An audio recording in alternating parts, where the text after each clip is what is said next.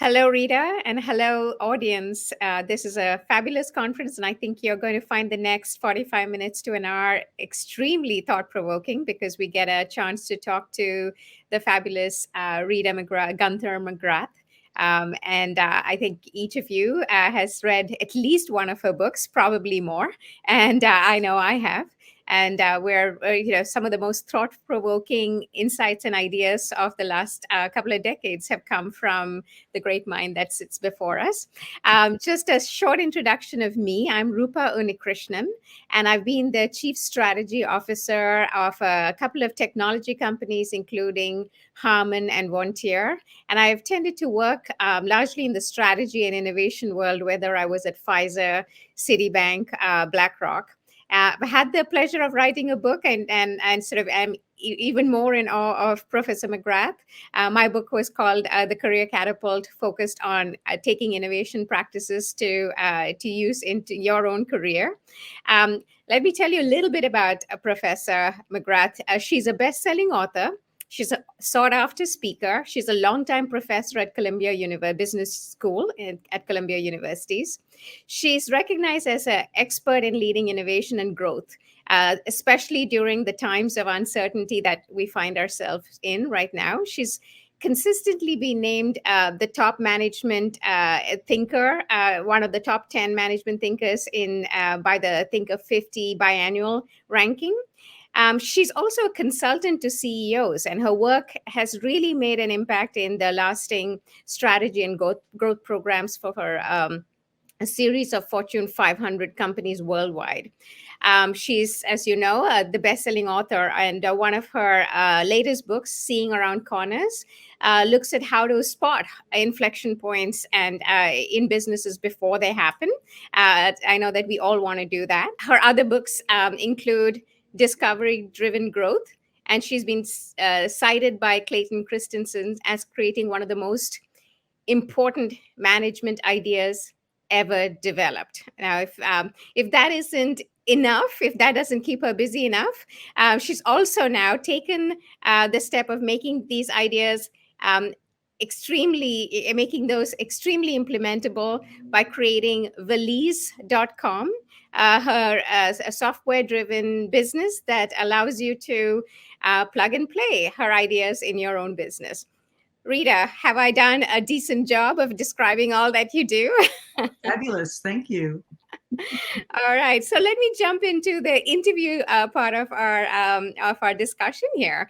So the first was really about, like, since the whole discussion today is about ecosystems, what do you see as the role that ecosystems play in strategy today? Because I think we all know that we've had Chirezzos, Chaebels, the Hanseatic League in Germany. They've all been a version of ecosystems at play. But what, if anything, is new in this sort of new evolution of ecosystems that we're seeing? And how do you see it being sort of a practical tool for a strategist?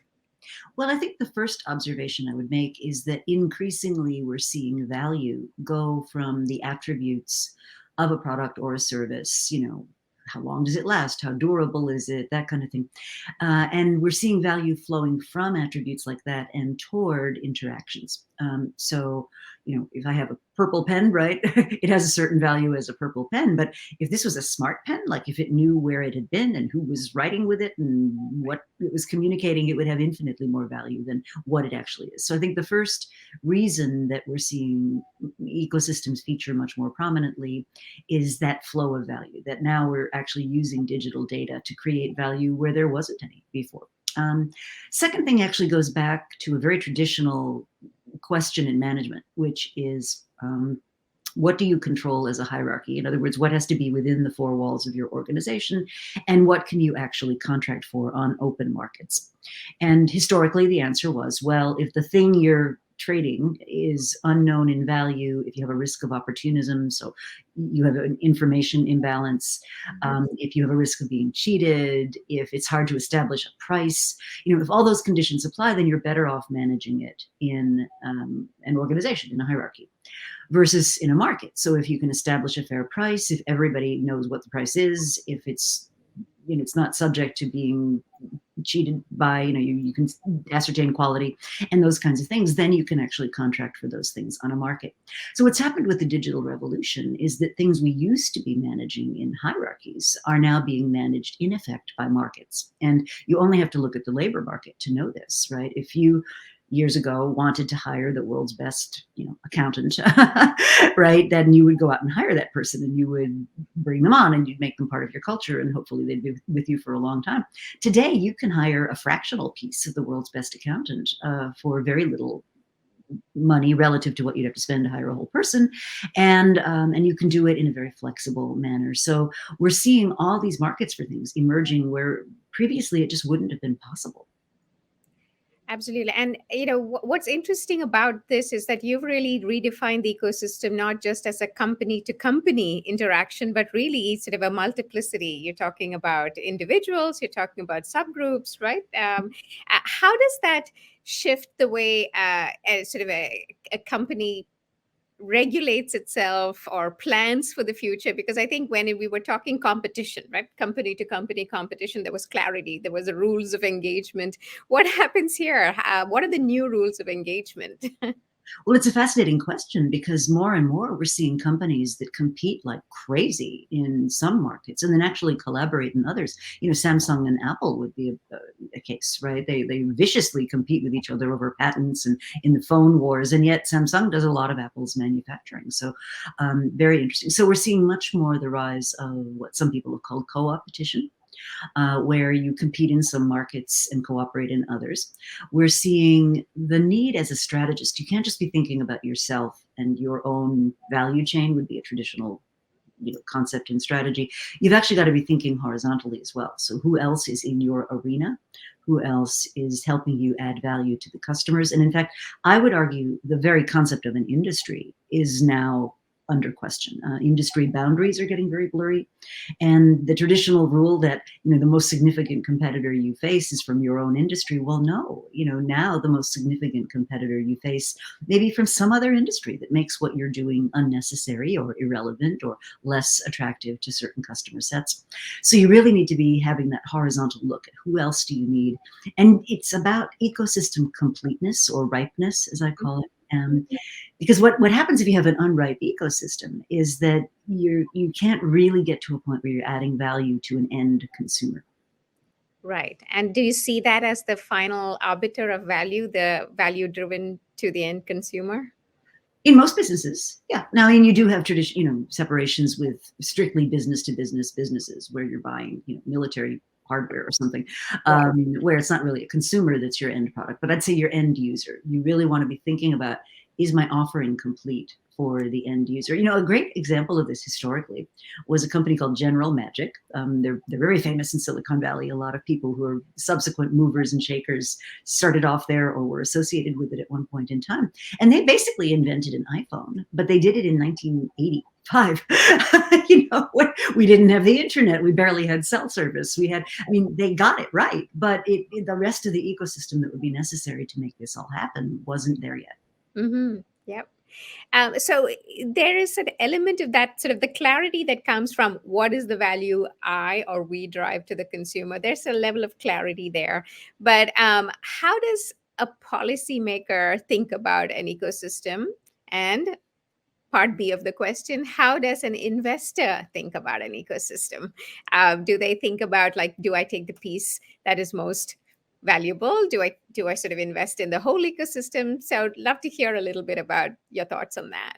Yeah. So as investors, you have the choice of investing in multiple companies in an ecosystem. So you could decide, I want to be part of Apple's ecosystem. And so I'm going to invest in Apple plus all the companies that are working with Apple to create these marvelous products. Or you could be thinking about one or more players that are favorably positioned in an ecosystem. So I think one of the things to remember is not all ecosystem partners are equal. There are some that are going to be deriving the lion's share of profits from an ecosystem. So a classic example in history would be Intel and Microsoft basically earning the bulk of profits in the whole PC area because they had the gate factor, right? So the commodity was the hardware, and the thing that really drove a lot of value and scarcity was the combination of the chips and the software. And that's an example of how two members of an ecosystem dominated the profit structures. So that's sort of the investor piece. You want to look at where is this company placed not only within an ecosystem, but are they one of the stronger players? Do they own a critical gating factor? Do they own a critical resource? For policymakers, here's the interesting problem with policy. It lags. It lags reality a lot. And you see it today in the presence of third-party data aggregators, right? So people like Facebook as an example, which take third-party data about you, package it up and sell it off. Well, that was never possible before we had social networks and broadband and the internet as we know it, and inexpensive flows of data. It wasn't a feasible thing. And now that it exists in the world, regulators have to figure out what to do with it, but they've got to understand it first. So most innovations like that take a couple of decades before the regulators really figure out what it is. So for example, what does monopoly mean in a world where companies are giving away their product for free? What? Like, how do I even think about that? Because the traditional standard of monopoly was, you owned a market and you raised prices and that caused consumer harm. Well, how could you possibly be causing consumer harm if you're giving your product away for free? Well, the answer, of course, is they're actually not monopolies. They're monopsonies, and they make their money from people who aren't the direct user. In many cases, it's advertisers or other third parties. But our laws haven't caught up to that yet. Mm-hmm. And do you feel like their innovation, sort of the innovation equation, as it were, has shifted towards the monopsony owners, or is it possible for smaller players actually to drive innovation in this ecosystem-driven mindset? It's harder. It's harder. And you look at a lot of I'll call them mid-sized tech companies, companies like Basecamp would be an example, who basically say, these big players have so much control over what happens that it's really, really hard to compete with them. I mean, if Google decides to cancel you, how are you going to get the word out about your product or service? So I think right now we're in a very imbalanced stage where a lot of the smaller players struggle. Now, that much being said, we know in life nothing lasts forever. And even though these companies are incredibly dominant right now, there are a lot of smart people who are saying, hey, this is not going to last forever. There's going to be a backlash. Mm-hmm. And I do not think it's unrealistic to think that the power of data aggregation is going to be really challenged. If you look at Facebook right now, they've got literally hundreds of lawsuits. Google the same, basically saying, hey, you innovated around this way of doing business, which is a loophole in the law, and we're going to start closing some of those loopholes. There are a lot of smart people that are saying your personal data should be your data. And one of the scariest phrases is Shoshana Zuboff's phrase, we've entered this era of surveillance capitalism, where your personal actions and artifacts and information are basically being used for somebody else's commercial gain without your permission. And how did we let that happen? Well, we let it happen because we kind of sleepwalked our way into it. Mm-hmm. And I think the tip-off that this is unstable is that all of the big players are basically hiding from people how much of their information they're using. And the most public spat recently came about when Facebook and Apple kind of came to loggerheads because Apple gave people a simple, inexpensive way to opt out. Right. And 70% and more did so. And Facebook said, well, that's going to cost us $10 billion in 2022. I mean, we're talking real money. Mm-hmm. And not just Facebook, though, because there's Facebook's loss, but the people who were basing their whole business model on access to Facebook. So it's not just the gating authority that loses, but it's that whole ecosystem, right? So so it's sort of like you said, it's dancing on a very, very thin wire right there. What happens inside of companies? Because I think as companies have grown large, right? I remember, I think it was Pete Hamill who said that large enterprise is actually one of the most influential and newest inventions of organizations, right? Because we used to be small and medium sized and quite happy. But inside of a large organization, do you feel like there are practices emerging which feel like they're more than organizations, they're internal ecosystems? And if so, how does one manage that inside of a company if you're, management in such a company? Yeah, well, I think what we're seeing now is the emergence of new ways of coordinating, and I won't call it control, but new ways of coordinating activity, which allow you to create what I call, after my friend Michael Sikorsky came up with this, the permissionless organization. So if you imagine, and Netflix would be another good example where, the senior leadership's job is to very clearly set the context, be clear about the objectives, the strategic goals, that kind of higher level, what are we trying to get done around here? But they really delegate a tremendous amount of decision making to the experts at the edges, making the decisions at the right level of the company, right? Rather than decisions having to flow upward and downward in some kind of convoluted hierarchy, you're able to create, using digital technologies, you're able to create these teams that can make decisions right at the coalface where the customer is. Right. And companies that have learned to operate that way, I think that's a competitive advantage, that structural advantage. Right. And I suspect that there's a cultural, like you said, a cultural element to it, right? You want to make sure that it's not just the rules and regulations and digital technology rights that govern decisions, but the way what you believe and the way you behave. Mhm. Mhm. So what a lot of these companies that operate in this very fast way do is they use a lot of metrics, which are, this sounds counterintuitive because we're saying, oh, they're getting rid of bureaucracy, but actually they're replacing what used to be a management person with a metrics. And so people can self-monitor. And the metric's not a political player. The metric is telling you what it is, right? So here's a great example of the evolution of a series of metrics. So when Amazon first decided to go into selling things other than books, right, they had to figure out, well, what's going to be our leading indicator for how well we're doing with this? Like, what should we be aiming people to do? And so the first thing that they said was, well, if great selection is one of our strategic pillars, then anything that improves selection should be a good thing. We should do that. And so the first metric that they had was number of product pages. And so, of course, being good Amazonians, the project pages just exploded. There were dozens of them, hundreds of them, but sales didn't go up. So clearly something was missing. So then they said, okay, it doesn't matter if you have a page up. What matters is if a consumer actually looks at it. So the metric evolved into product pages that somebody would take a look at. Okay. And that helped. But what they found then was people were looking at pages, but the item wasn't in stock. So they still didn't make more sales. So the next evolution of the metric was product pages that people look at that have an item that's in stock. And then where they finally landed was product pages people look at, item in stock and available to be shipped within the prime 48-hour shipping window.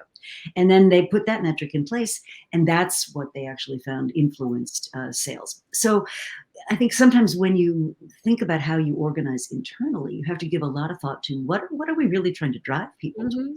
Because a lot of times the reward system and the measurement system actually takes people somewhere else completely.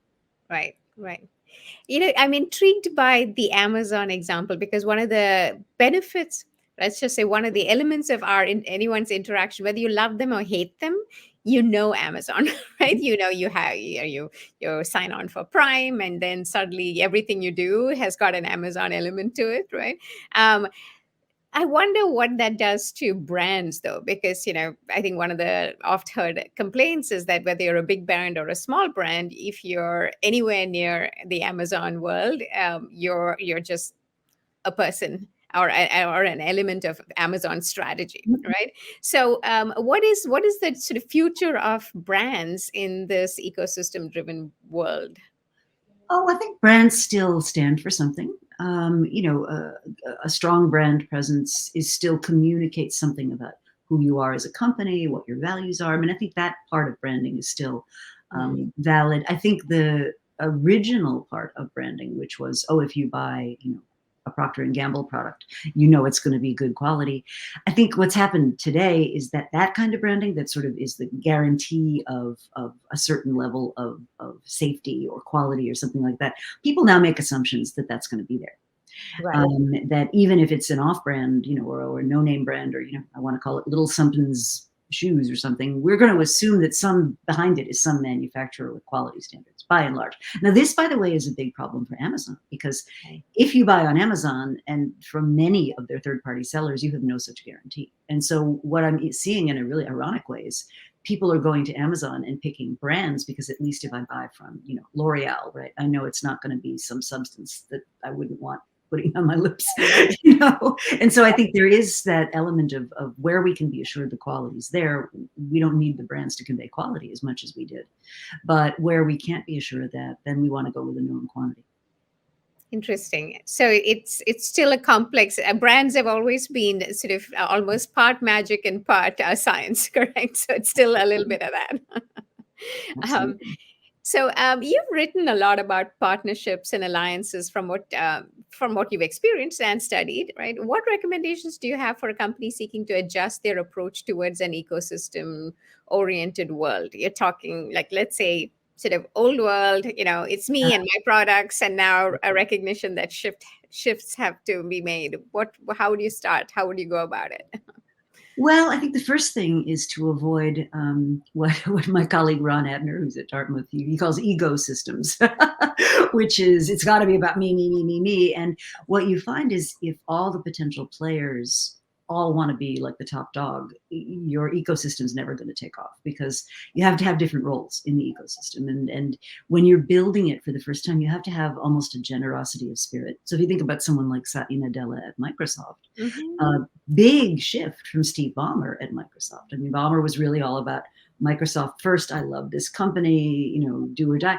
And Nadella's been much more willing to play nicely with others. And that's much more conducive to ecosystems. So I think the first thing you have to remember is the metric of success is, do you all create something of value and not, do I own the bulk lion's share of the value? There's smart ways of playing it where you can end up in that favorable position, but nobody's going to want to partner with you if you go into it with that attitude, right?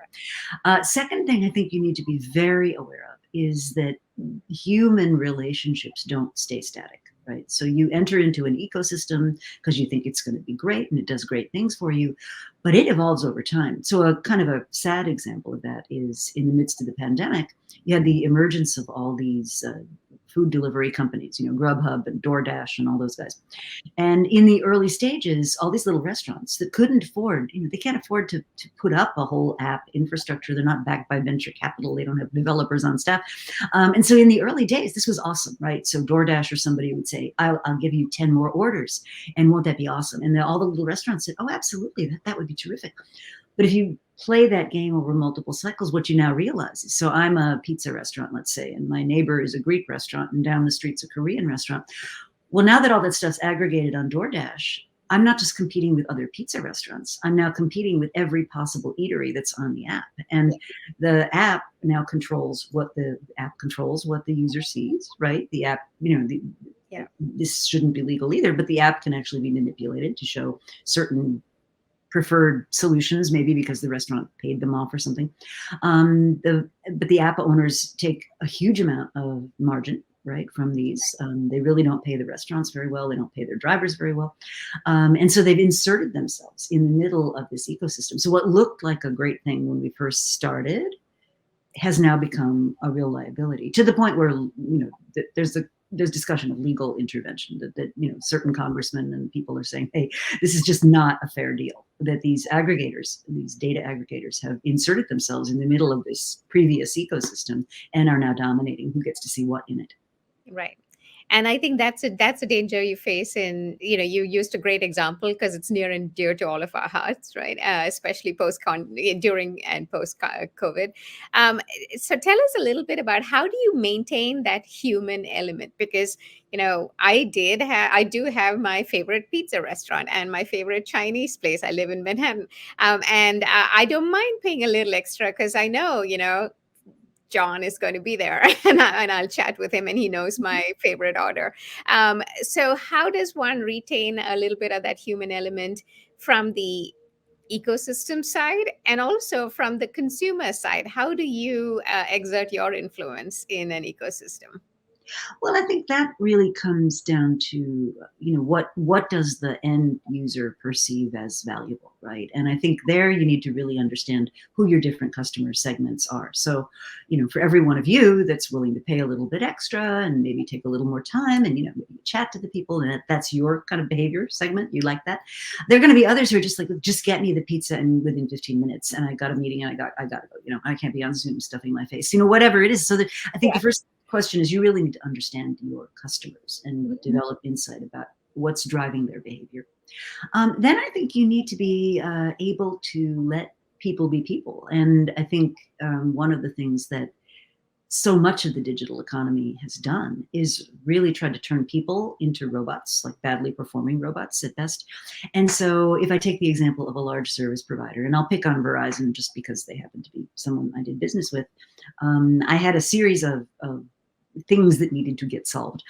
And doing business with them was just a nightmare. And it was saved, my day was saved by this guy, I'll call him Ken, who was the store manager in one of the local things here. And what Ken was doing was working around every single element of the system that was designed to prevent what I needed to get done from happening. You know, returning some equipment and replacing others and shutting down a number and various other things. But what's happened now is we've tailorized our systems so much that for many people, they're not allowed to be human. You know, they're not allowed to bring themselves to work. And we see it everywhere. So job searches, right? You got the algorithm that says, okay, the job description says I need somebody with 10 years of marketing experience. And the applicant, you know, naively puts in a resume that says 10 years writing copy and producing whatever. And it's marketing experience. The algorithm doesn't know that. Yeah. Now a human being would know that, right? And so we're starting to see, I think, kind of the peaking of our willingness to tolerate this algorithmic dominance of so many decisions that really need to be done by a human being. Mm-hmm.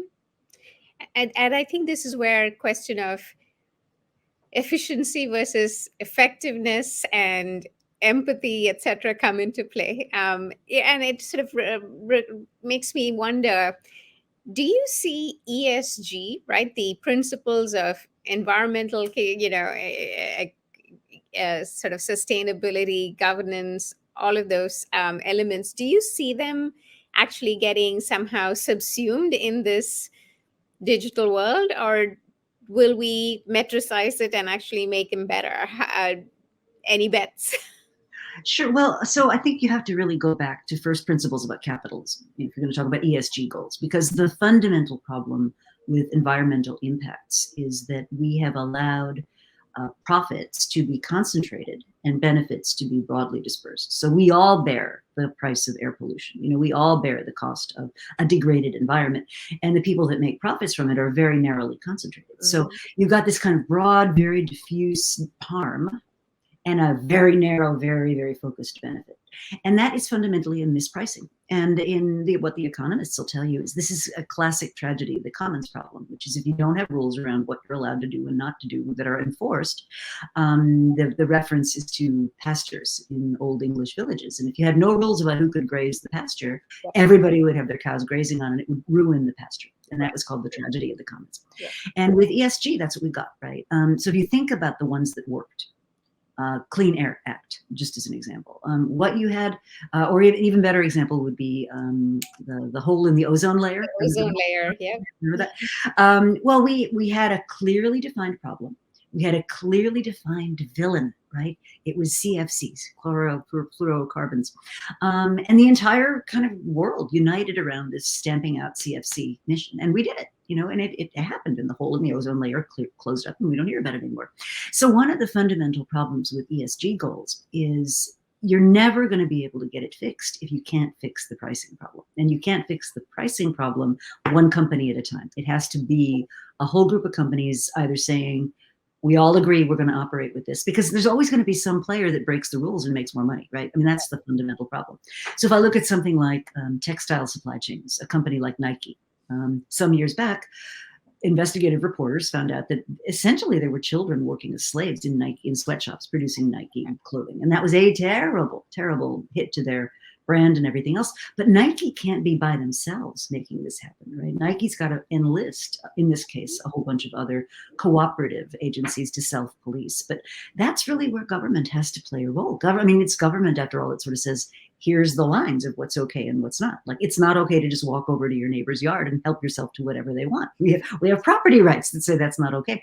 So until government really gets its act together in terms of what's okay and not okay to do in the environment, it's very hard for one company to solve that on their own. Right. So this is like the ultimate ecosystem need and requirement. It's a real natural ecosystem. Existential, if you must. Yeah, as my friend Amy Edmondson likes to say, people ask her things like, well, is the planet going to be okay? And she's like, oh, the planet's going to be fine. The species, I'm not so sure, but the planet's going to be fine. Right. Right. Some species will rule eventually, but may not be us. Tell me a little bit, and after this, I'd love you to sort of free associate on anything I haven't asked you about. But do you feel like in this kind of environment, theory leads practice or practice leads theory? Because I keep like back to the first question I asked. I think about like chaebols or curetzos, when they worked, they were hugely beneficial for the system, the economy, the innovation, etc. And then when they sort of got crystallized and stultified, that's when the evils came into being. And so how are we going to manage for that sort of recognition that this is just a new current version of an effort that's been ongoing, and will our recognition of theory improve our practices? Well, I'd like to respond to that in a slightly different way. So I think the thing about theories, good theories, is that they force you to articulate the boundary conditions under which a particular cause and effect relationship works or doesn't, right? And so if you take something like digitization, which to me has been a big inflection point, it's dramatically changed the amount of information you can convey across distance, the amount of rich information you can convey across distance. So there's been a huge sea change in what's possible. So a different theory, the same theory is a perfectly good theory, but it won't work in that boundary condition because it makes the assumption information moves slowly. Let's just take as an example. So if I go back to, say, our traditional theories in strategy, right? We assumed industries exist. We assume their normal state is equilibrium. We assume that, change is the unusual thing. And all of those things come into question in a world that's like the one we get now. So I think boundary conditions is the first thing.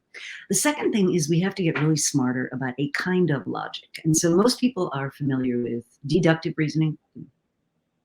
If X, then Y, right? We're familiar with inductive reasoning, right? I observe 3 squirrels. They all run when the car door honks, so I can induce that there's a common mechanism at play.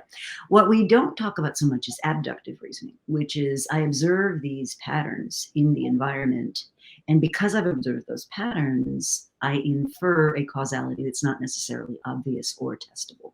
And that's really the kind of logic that managers use, right? That leaders use. It's that abductive ability to say, I can go into my experience and I can make analogies to this, or I can, pull bits of relevant patterns together to show what this could be.